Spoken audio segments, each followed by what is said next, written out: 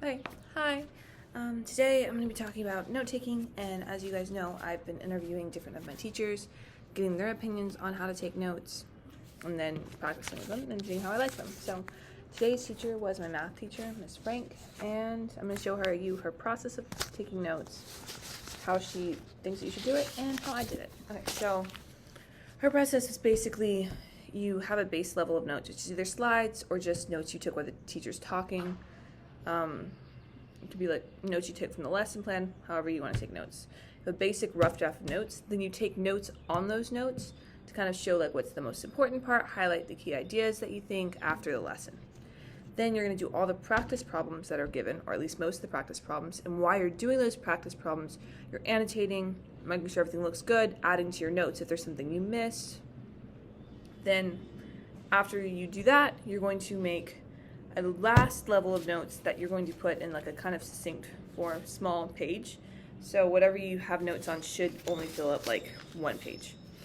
So I'm going to kind of show you what I did for each of the different steps, and yeah, I'll get into it. Okay.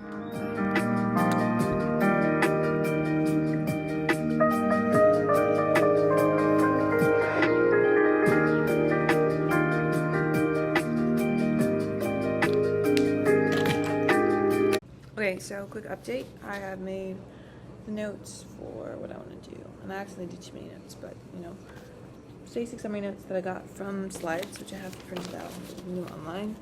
Yeah.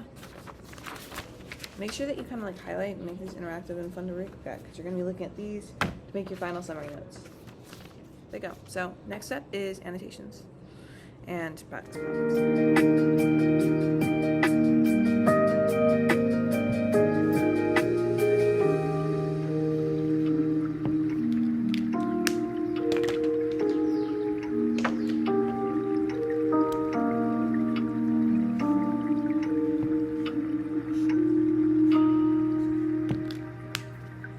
Okay, so I am done with step 2, which is annotated notes on practice problems.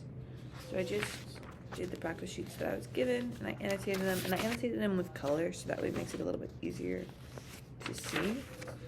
So you can see like where I make mistakes and stuff, draw it out. And yeah, so now I kind of know the mistakes that I'm going to make and that I'm going to fall into. That'll help me make my summary notes because it helps me add things that I need. And I didn't really need to add anything to this summary notes, but I did want to add something. I just flip it over right on this side, or just write it, like sticky note it in places where I need to add more. Yeah, okay. Okay, so the first level is a baseline of notes, which I had slides, and I also took notes in this book. Let me see if I can find it. I forgot about this.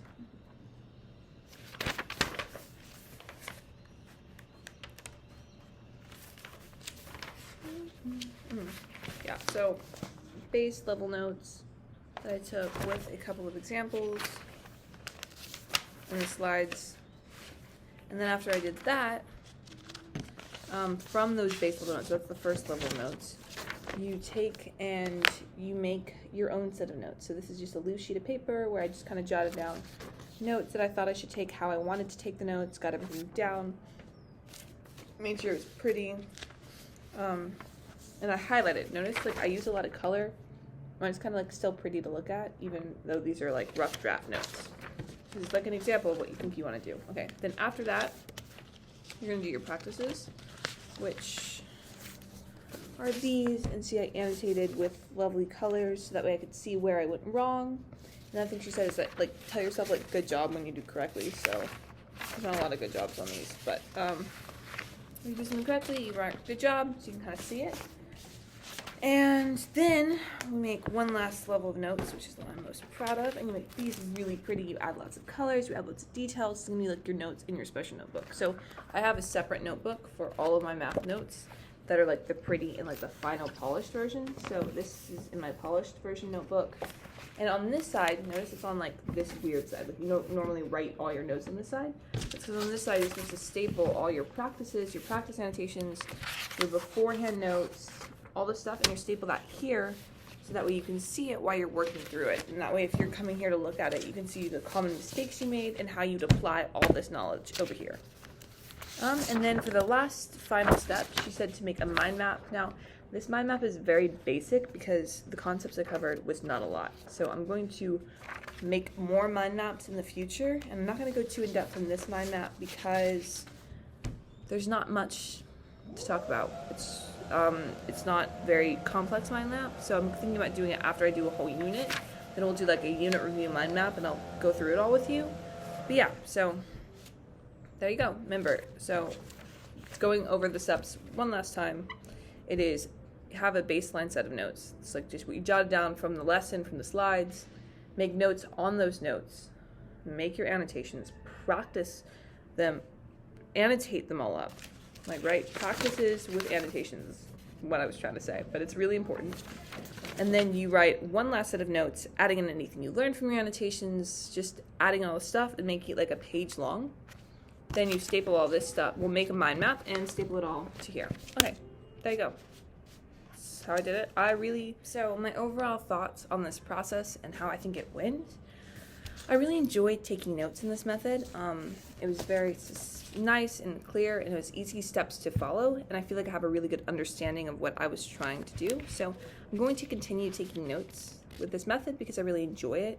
Some things I would cut down on is I did not like doing the mind maps right after doing a lesson because it felt like my lesson was already pretty short. I didn't have that much to mind map. I understand the need to jot down just kind of memory-wise, but I wouldn't spend all my time making a mind map. I would just do the practice problems. I think I was good on that. Maybe I would do a unit review with mind maps, just not after every single lesson. Another thing is my notebook, kind of the pages over here overlap like this. So you have to cut the pages beforehand if this bothers you, which it does bother me, so I'm probably going to cut these pages.